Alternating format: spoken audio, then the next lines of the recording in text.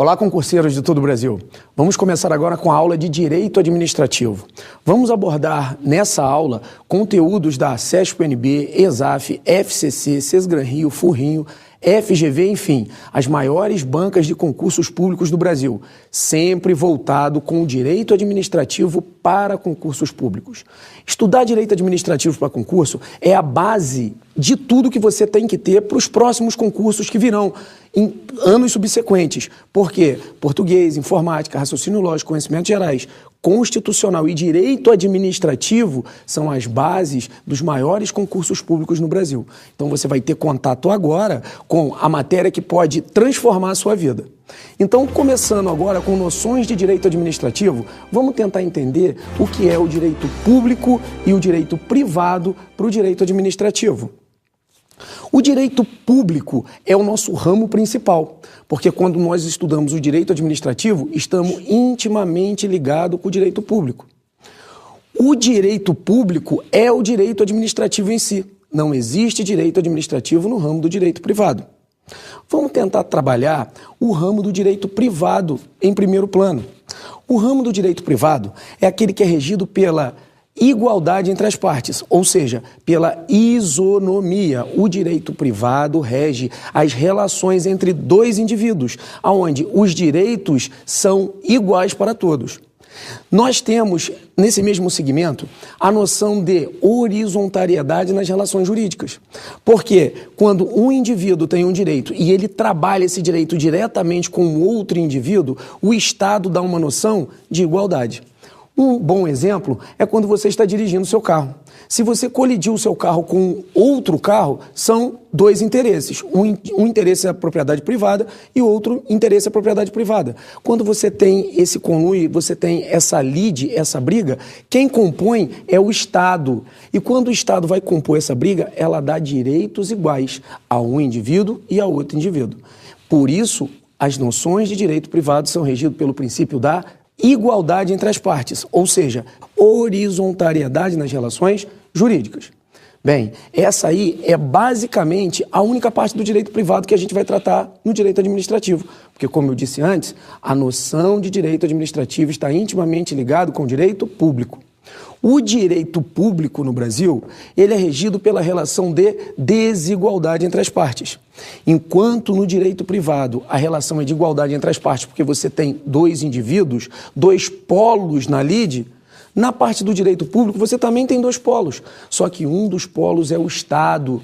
O Estado, ele é superior ao indivíduo, porque o indivíduo trata de assuntos individuais e o Estado está sempre com a finalidade pública, fins coletivos. Por que o Estado é superior ao indivíduo? Ele é superior ao indivíduo porque ele é regido por dois princípios basilares, que são o princípio da supremacia do interesse público sobre o interesse privado e o segundo princípio, que é da indisponibilidade do interesse público.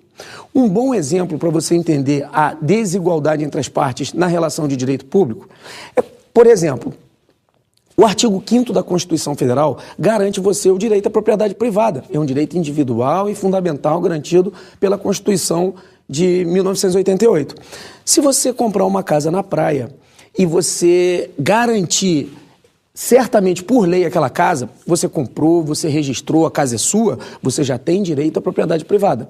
Se vier um temporal e a sua casa trincar de cima a baixo, olha, agora nós temos dois problemas aí. O primeiro problema, você comprou a casa, garantiu a casa pela Constituição, o seu direito à propriedade privada e a casa está toda trincada. Se a casa cair, outro direito vai ser afetado, que é o direito à vida. Aí você pode dizer, não, mas o direito à vida pertence a mim. Aí é que você se engana. O direito à vida pertence a todos os cidadãos. Então, o direito à vida é um direito coletivo. Então, olha só a discussão que a gente tem agora nesse exemplo. Você tem dois polos, o Estado e você tem o indivíduo. O indivíduo com direito à propriedade privada e o Estado garantindo o direito à vida. Nesses dois direitos fundamentais e que são dentro da Constituição, qual ficará garantido primeiro? Bem, pelo primeiro princípio, que é da supremacia do interesse público sobre o interesse privado, o Estado vai ser superior a você. Ele vai pegar todo o aparato estatal e vai retirar você da casa. Ele vai usar a força e a hegemonia dele sobre você. Você consegue manter a sua propriedade privada, mas o Estado vai ser superior em garantir o direito coletivo. Uma boa dica para concurso público, quando você estiver fazendo sobre esse tópico, é não confundir o ramo do direito público com o direito privado. Primeiro, direito administrativo só está presente no ramo do direito público. Não existe direito administrativo no ramo do direito privado. No direito privado é regido pelo Código Civil. No direito público é regido por normas de direito público. Segundo, é não confundir que o direito público está regido pela desigualdade entre as partes. Desigualdade entre as partes requer uma relação de verticalidade nas relações jurídicas. Por que verticalidade nas relações jurídicas? Porque o Estado é superior ao indivíduo. E no direito privado está regido pela igualdade entre as partes. A relação é igual, os direitos e garantias são iguais. No direito público, indo lá para o ramo da supremacia do interesse público sobre o privado, ela gera as prerrogativas de direito ao agente público. Por exemplo, se você é um particular e você entra para trabalhar na iniciativa privada, você vai pelo ramo do direito privado. Você vai pela igualdade entre as partes. Se você entra, por exemplo, para a Polícia Federal, você vai ser nomeado, empossado e entrar em exercício, de acordo com a Lei 8.112 de 90. Se você fizer isso, você está indo para o ramo do direito público, porque você está sendo regido por um estatuto, uma lei pública, e você vai ter uma prerrogativa de direito. Por exemplo, você que é particular ainda não pode andar armado, mas um policial federal tem a prerrogativa de estar trabalhando para o Estado, está com a supremacia do interesse público sobre o privado, e nessa situação ele pode andar armado normalmente. Agora, as prerrogativas vêm enraizadas de deveres e obrigações. Indisponibilidade do interesse público, que é o segundo princípio do direito público. Na indisponibilidade do interesse público, o indivíduo não pode dispor de nada, porque nada é dele quando ele estiver trabalhando. Tudo faz parte do acervo do Estado. Por exemplo, se você estiver trabalhando e for licitado vários colchões para repartição, aqueles colchões não podem ser dispostos por você nem de forma de doação. Não se pode doar, não se pode vender, não se pode ceder nada sem as prerrogativas legais. Se você, por exemplo, der ou doar o seu colchão para alguém que está passando na rua, estou trabalhando na delegacia da Polícia Federal, licitaram 10 colchões e só tem 5 agentes, e está sobrando os colchões. Aí você vê uma família passando fome, passando frio, você cede os colchões para que aquela família durma à noite, você cede alguns cobertores, alguns colchões. Você estará doando sem as formalidades legais. Nessa situação, você vai entrar na Lei 8.429 de 92, lá no artigo 10. Você vai entrar nos atos de improbidade administrativa e, nesse caso, que causem prejuízo ao erário. Então, você não pode dispor de coisa que não é sua. Então, acabamos de ver aí a relação entre o direito público e o direito privado. Tópico certo em questões de concurso público. CESP, UNB, ESAF e outras tantas bancas no Brasil cobram muito esse tema. Fontes do direito administrativo. Nós temos 4 fontes principais no direito administrativo. Nós temos a lei, jurisprudência, doutrina e os costumes. A lei é a fonte principal do direito administrativo, sendo a jurisprudência, a doutrina e os costumes consideradas formas derivadas ou secundárias. A lei também é a única classificada como fonte escrita. Jurisprudência, doutrina e costumes são classificadas como forma não escrita do direito, derivadas e não escritas. Quando você, por exemplo, estuda o direito constitucional, você tem uma facilidade a mais. Quando você estuda o direito penal, o processo penal, você também tem uma facilidade a mais. Você tem uma referência. Todas as leis estão tipificadas, ou seja, estão escritas no Brasil. Só que você não tem uma referência codificada do direito administrativo. O direito constitucional, você tem um livro, você tem a Constituição Federal de 88. O Código Penal, você tem o Decreto-Lei. Então, quando você está estudando essas leis, você abre e consegue seguir uma sequência cronológica. Artigo 1º, 2º, 3º, 4º, 5º, 6º e assim por diante. Agora, aonde está situado o direito administrativo? O direito administrativo, ele está escrito sim, só que ele não está codificada em um livro. Não existe codificação no Brasil própria para o direito administrativo. Então nós temos que pegar essas referências, nós temos que pegar a lei, jurisprudência, doutrina e os costumes para poder achar e montar o direito administrativo para você. No nosso caso é mais fácil, porque nós nos baseamos nos editais de concursos públicos. Você vai pegar, por exemplo, a Lei 8.112 de 90. Você vai pegar do artigo 37 ao artigo 41 da Constituição Federal. O artigo 37 trata das normas relativas ao servidor público federal. Você vai tratar do servidor público federal, estadual, municipal. Ou seja, você trabalha diretamente com quem está na administração direta ou indireta no artigo 37. Todos os princípios constitucionais referentes à administração pública. Legalidade, impessoalidade, moralidade, publicidade, eficiência e outros tantos mais. Vamos estudar também o artigo 38, que trata da situação do mandato eletivo, o artigo 39, que trata da remuneração, o 40, que trata da situação da Previdência, e o 41, que é um dos mais importantes, junto com o 37, que trata da estabilidade no serviço público. Vamos tratar também a Lei 8.429 de 92, que trata da improbidade administrativa, também prescrita no artigo 37, parágrafo 4º da Constituição Federal. Vamos trabalhar também a Lei 8.666 de 93, que é a Lei de Licitação. Todo esse conjunto de lei que eu falei para vocês, junto com a Constituição Federal, naquela parte específica do 37 ao 41, ele compõe o direito administrativo no Brasil.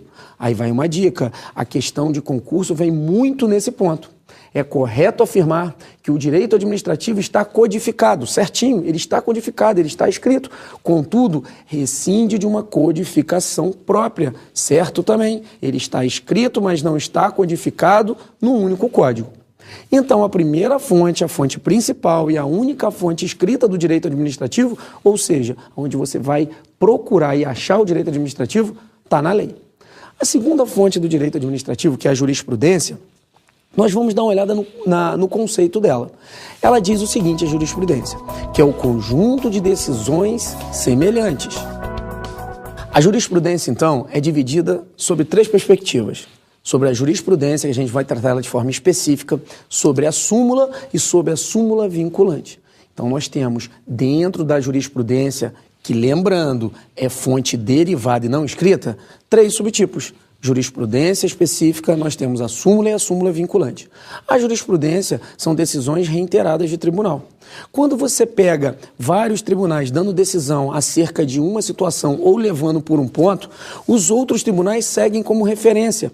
Por exemplo, se você tiver uma separação onde o homem traiu a mulher e não tem lei nenhuma dizendo que o homem tem que indenizar a mulher. Não tem lei ainda dizendo, mas chega num tribunal, há uma interpretação do tribunal nesse sentido e várias decisões reiteradas saem nesse sentido. Outros tribunais vão pegar aquilo como fonte do direito administrativo. Eles, em caso concreto, vão analisar outras decisões de tribunais. Está aí a jurisprudência. A jurisprudência não tem força vinculante, muito importante em questão de concurso público. Lembre-se, jurisprudência não tem força vinculante. Não é porque tribunais deram decisões que outros tribunais têm obrigatoriedade de seguir aquela decisão. A segunda parte é a súmula. O que são as súmulas? Súmulas são resumos de tribunais de maneira clara e direta, sem caráter vinculante. Súmulas são aquelas decisões de tribunais que são numeradas e resumidas em um texto. Ali você tem todas as decisões que eles tiveram reiteradamente, reduzida, você consegue ler. Por exemplo, você pega a súmula 473 do STF, que trabalha a autotutela administrativa. Então, aquela súmula, ela não tem força vinculante. Você tem ela como referência, mas não é de obrigatoriedade. Você não precisa seguir aquela súmula. Agora, existem as súmulas vinculantes. Essas aí só podem ser editadas pelo Supremo Tribunal Federal. Súmulas vinculantes somente podem ser editadas pelo Supremo Tribunal Federal. Guardem bem esse ponto. Questões de concursos versam sobre todo o texto certo da súmula vinculante e diz que, por exemplo, o STJ pode editá-las. Já está errado a questão. E vamos dar uma olhada no conceito do que seja súmula vinculante. Primeiramente, somente podem ser editadas pelo STF e são um resumo de entendimento sobre determinado assunto, mas com efeito vinculante. Evandro, o que é o efeito vinculante? Efeito vinculante é quando o STF solta essa súmula vinculante e todos estão obrigados a seguir. Um bom exemplo é a súmula vinculante 13, que trata sobre o nepotismo, onde você não pode, na administração direta ou indireta, colocar ascendente, descendente, cônjuge ou irmão, até o terceiro grau em linha reta, em cargos de comissão, que são chamados cargos de livre nomeação e livre exoneração. Aquele cargo que eu coloco a hora que eu quero e tiro a hora que eu quero. Então, se a súmula vinculante versa sobre esse assunto, toda administração em caráter de verticalidade tem que seguir essa orientação. Então fica aí a dica. A jurisprudência se divide em 3 para fins de prova. Lembrando que a jurisprudência é fonte derivada, não escrita. Lembrando que a jurisprudência se divide em súmula e súmula vinculante. As 2 primeiras sem caráter vinculante e a terceira com caráter vinculante. Vamos passar agora para entender a terceira fonte do direito, que é a doutrina. Doutrina são entendimentos de autores, de doutores, de pessoas que escrevem acerca da lei. Quando você tem um entendimento de uma lei, você pega, às vezes, várias correntes do direito. Ou seja, você tem o artigo 37, por exemplo, que pode ser interpretado de uma forma e pode ser interpretado de uma forma diferente por outro autor. Não raro nós encontrarmos em livros diversidades de pensamento. Aí o concursando às vezes chega para mim e fala: poxa, professor, eu não estou entendendo. Um livro fala isso e o outro livro fala aquilo. O que eu faço? Meu filho, nós temos que entender o posicionamento da banca. Quando você pega, por exemplo, para fazer concurso da CESP-UNB, é diferente um tópico da ESAF, mas a gente consegue concatenar as ideias de forma que você acerte em qualquer banca que você coloque. Por quê? Porque nós estamos seguindo o autor da banca examinadora. Vamos agora para a quarta fonte do direito administrativo, que são os costumes. Vamos dar uma olhada no conceito de costume. São os conjuntos de regras informais que passam a ser observadas pelos agentes públicos como se fossem obrigatórias, em virtude de ausência ou deficiência legislativa. Estamos aí vendo o conceito de costumes. Agora vamos tentar entender o que é os costumes. Os costumes, eles suprem a ausência de norma legislativa no seio interno da administração pública. Por exemplo, o que rege a administração pública federal, nós temos a 8.112 de 90 e o Estatuto da Ética do Servidor Público Federal. Só que dentro do Estatuto do Servidor Público Federal e dentro da 8.112, em lugar nenhum diz como você deve se vestir, como você deve se portar dentro da administração pública. Mas nós temos as normas internas, nós temos os costumes, coisas que foram passadas ao tempo e é o dia a dia da administração. Por exemplo, se eu trabalho num tribunal, eu tenho que ir vestido a caráter para o tribunal. Eu não posso, por exemplo, ir de chinelo de dedo e bermuda. Isso não está escrito em nenhum lugar, mas você tira isso como os costumes, que também são fontes do direito administrativo. A fonte do direito administrativo costume não está escrito, mas é de observância por falta de norma legislativa. Ele supre esse vácuo dentro da administração pública. Então, pegando a nossa estrutura dos tópicos e do anexo, nós podemos entender que as fontes do direito administrativo, nós temos a principal, que é a lei, nós temos a jurisprudência, doutrina e os costumes. E dentro dessa estrutura, nós vamos tirar o direito administrativo. Lembrando que ele está escrito, mas ele não está codificado num único código. Terminamos aí o nosso tópico do direito, das fontes do direito administrativo. Vamos agora entender mais um pouco do que seja o direito público no Brasil. Quando se fala de direito público, nós temos na cabeça o quê? A primeira ideia, que é a ideia de coletividade, ideia de fins públicos. Vamos tentar olhar um conceito generalizado do que seja direito público e depois a gente vai explodir esse conceito na sua cabeça de forma que você que está sentado aí assistindo a nossa aula vai conseguir acertar a questão em concurso público, porque na verdade é isso que importa. Dá uma olhada. O direito administrativo é o ramo do direito público que tem por objetivo os órgãos, agentes e pessoas jurídicas administrativas que integram a administração pública. A atividade jurídica não contenciosa que exerce os bens e que se utiliza para a consecução de seus fins de natureza pública.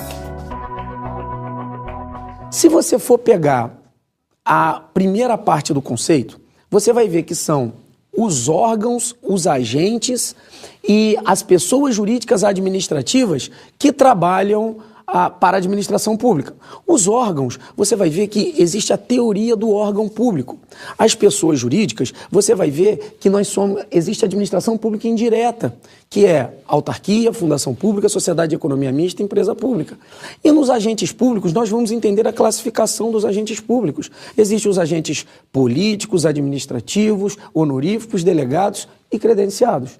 Agora, o mais importante dentro dessa estrutura que você viu do conceito é você entender aonde está o cerne, o núcleo do direito público. Está na atividade não contenciosa da administração pública. Aí você se pergunta, Evandro, o que é atividade não contenciosa? Primeira coisa é entender o que seja uma coisa contenciosa. Veja bem, o direito administrativo está dizendo no seu conceito que ele trabalha sob o princípio de ser não contencioso. Mas eu vou explicar ao inverso. Eu vou explicar para você o que é ser contencioso, que aí vai ficar fácil no entendimento em prova. Contencioso é fazer coisa julgada. No Brasil, para ser considerado tribunal e fazer coisa julgada, ou seja, não dá mais direito a recurso, são decisões definitivas, onde não cabe natureza recursal, somente o Poder Judiciário. Normas administrativas, processo administrativo não faz coisa julgada, ou seja, é não contencioso. Fazer coisa julgada é ser contencioso. Então, ser contencioso no Brasil, somente o Poder Judiciário. As noções de direito administrativo, o direito público que nós estamos trabalhando aqui, ele tem noção de não contencioso. Eu vou pegar para você e vou dar um exemplo, mas antes disso eu vou dividir ele em duas partes. O sistema não contencioso, nós trabalhamos a partir das normas do sistema inglês. Então nós estamos pegando os sistemas administrativos. O sistema inglês, que é utilizado no Brasil, é chamado sistema inglês ou de unicidade de jurisdição. O que quer dizer isso? Quer dizer que o sistema inglês só tem uma situação que faz coisa julgada, somente o Poder Judiciário. O direito administrativo, as normas administrativas não fazem coisa julgada. Temos sobre a segunda vertente o sistema francês ou de dualidade de jurisdição. Esse sistema não foi adotado pela Constituição Federal de 88. Nós não usamos nas nossas normas de direito administrativo. O sistema francês pressupõe que você tem tribunais administrativos e tribunais judiciais. Normas administrativas, por exemplo, como uma demissão do servidor, seria tratado nesse sistema de forma definitiva. Você seria demitido e você não poderia recorrer, por exemplo, ao Poder Judiciário. Lembrando, esse sistema francês ou de dualidade de jurisdição não faz parte da nossa Constituição. Nós não usamos. Se cair isso na prova, você coloca que está errado de cara. Vamos trabalhar o sistema do não contencioso administrativo, que é o que importa para a gente, e vamos dar um exemplo.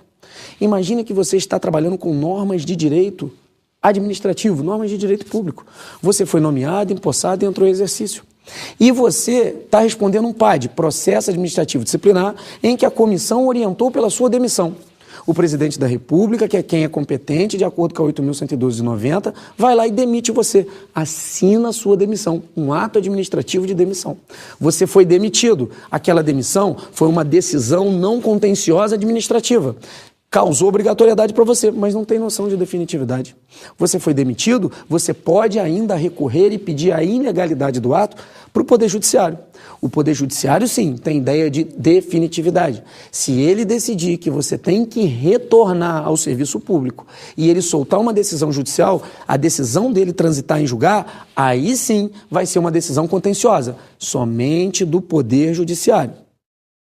O direito administrativo, então, é aquele ramo do direito que tem por objetivo órgãos, agentes e pessoas administrativas que integram a administração pública. Os órgãos são feixes despersonalizados, onde tem agentes compondo o seu sistema, todos eles trabalhando para a pessoa jurídica da administração direta. Quando nós estamos trabalhando essa estrutura, estamos trabalhando situação de não contenciosidade. Qualquer decisão administrativa que se soltem dos seus órgãos, das pessoas jurídicas, que os órgãos estão ligados, dos agentes ou das pessoas administrativas, lembrando, tem ideia de não definitividade. Pegando o gancho da Constituição Federal, nós podemos afirmar que no Brasil nós temos somente uma situação em que você fica vinculado até a última esfera da área administrativa para depois poder pedir ao Poder Judiciário. No Brasil, nós temos somente uma situação de via administrativa de curso forçado. O que é a via administrativa de curso forçado? No direito administrativo, quando saem as decisões, você não tem obrigatoriedade de esperar todas as fases para poder pedir ao Poder Judiciário. Um exemplo bem clássico é quando você está respondendo a um processo administrativo disciplinar. Se você estiver respondendo a um processo administrativo disciplinar e você se sentir injustiçado ou você tiver ideia que tem ilegalidade no fato, você imediatamente, antes do término do procedimento, você pode pedir ao Poder Judiciário que reveja a decisão administrativa. Não tem obrigatoriedade de você seguir até o último ponto para poder pedir ao Poder Judiciário. Só que existe uma ressalva aí. Existe no Brasil uma via administrativa de curso forçado. O que é a via administrativa de curso forçado? Significa que você, que está dentro da esfera administrativa, é obrigado a passar por todas as fases administrativas antes de pedir ao Poder Judiciário. Critério de legitimidade, você não pode invadir e ir direto ao Poder Judiciário. Essa situação está nos tribunais desportivos ou na justiça desportiva, que, na verdade, de justiça, de tribunal não tem nada. A justiça desportiva, ela é 100% de norma administrativa. Esse termo foi usado impropriamente para a justiça administrativa.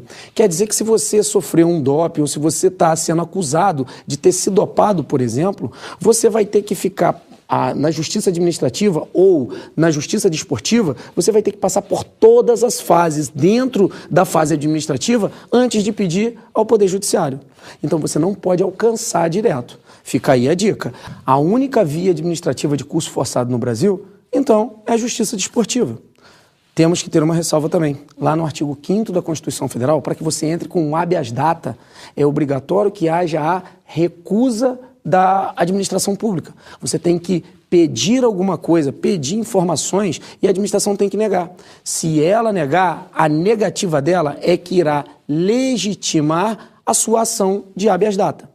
Então fica as duas formas aí, onde você fica atrelado a alguma situação de normas administrativas para poder pedir ao Poder Judiciário. São as únicas duas. Justiça desportiva e o habeas data. Lembrando que a única via administrativa de curso forçado, ou seja, que você tem que alcançar todas as fases até o final, para depois pedir ao Poder Judiciário, é a justiça desportiva. Que de justiça desportiva, simplesmente não tem nada. Então matamos aí a situação do direito público. Conseguimos entender o que é o direito público no Brasil, vimos as noções de contencioso e não contencioso e nessa última passada, que eu acho que é de suma importância para você, nas provas que você vai fazer nos concursos públicos, que você pegue e saiba que a jurisdição nossa, adotada pela Constituição, é a de unicidade, ou seja, direito inglês. Então fica aí a minha dica de estudo para noções de direito administrativo. É o livro Direito Administrativo Descomplicado, dos professores Marcelo Alexandrino e Vicente Paulo, da editora Método. É um livro que vai condensar e vai trazer toda a explicação de forma clara, sucinta e que você, concursando do Brasil, precisa para acertar questões de concurso público. O livro não é prolixo, o livro não traz temas que não caem no concurso público e o sumário dele é de perfeito entendimento. Você pega o edital do concurso, vai no sumário, acompanha, estuda, acompanha aqui com a gente as nossas videoaulas, acompanhe os materiais que estão seguindo e, com certeza, você vai chegar à sua tão sonhada aprovação em concurso público. Fica aí a minha dica, bons estudos para você e lembre-se, você não estuda para passar, você estuda até passar.